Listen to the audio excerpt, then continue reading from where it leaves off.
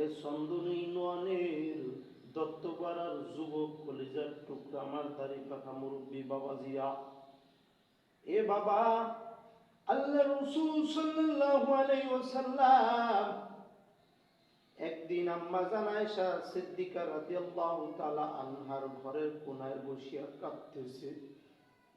আয়েশা সিদ্দিকা রাদিয়াল্লাহু তাআলা আনহা দেখা নবীজির পাশে দাঁড়াইয়া বলতেছি, ইয়া রাসূলুল্লাহ, আপনি কাঁদতেছেন কেন? আমি আয়েশা ছোট মানুষ, আমার কোনো কথা দ্বারা কোনো কাজ দ্বারা কি আপনি কষ্ট পেয়েছেন?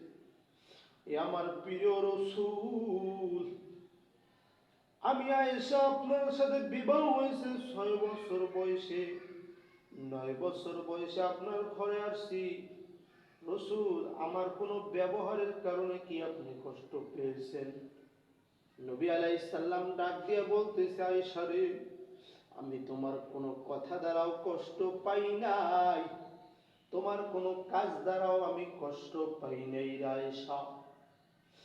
আয়েশা, হঠাৎ করে আমার ওই হাসরের ভয়ঙ্কর আযাবের কথা স্মরণে আইসা পড়ছে। আয়েশা রে, আমি আর চোখের পানি ধরে রাখতে পারি নাই।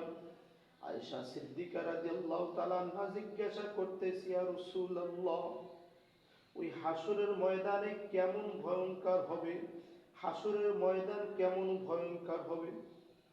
রাসূল আকরাম সাল্লাল্লাহু আলাইহি ওয়াসাল্লাম বলতেছে, আয়েশা রে, হাসরের ময়দানে সূর্যটা মাথার নিকটে হবে, সূর্যটা মাথার নিকটে হবে।